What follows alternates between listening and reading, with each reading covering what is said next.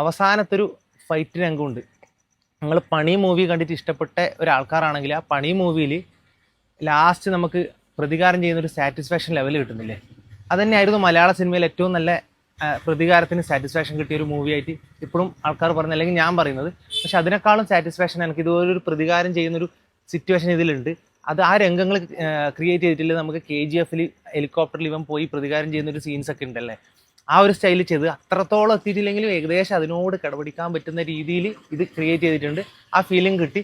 Happy സിനിമയിൽ last Madhumathi Madhumathi എന്നെ കൊല്ലുന്ന പോലീസുകാരൊക്കെ അടിച്ച് പെരക്കി അല്ലു അർജുൻ ഇട്ടതിന് ശേഷം രണ്ടാമത് ഉയർത്തെണീക്കുന്ന ഒരു സീനൊക്കെ നമുക്ക് കണ്ടതാണ്. അതേ ഒരു റീക്രിയേറ്റ് ചെയ്യുന്ന പോലെ ഒരു ഫീല് നിങ്ങൾക്ക് ഇതിൽ കിട്ടുമെങ്കിലും പക്ഷെ അതിൽ നിന്നും നേരെ ഡിഫറെൻ്റ് ആയിട്ട്, അതായത് ഓൾറെഡി ഇവനെ ചതച്ചരച്ചിട്ട് ഇനി ഇവനെ എഴുന്നേറ്റ് എങ്ങനെയാണ് ഇവൻ വരല്, അതൊക്കെ ബോറാവുന്ന ചിന്തിച്ചെടുക്കുന്നത്.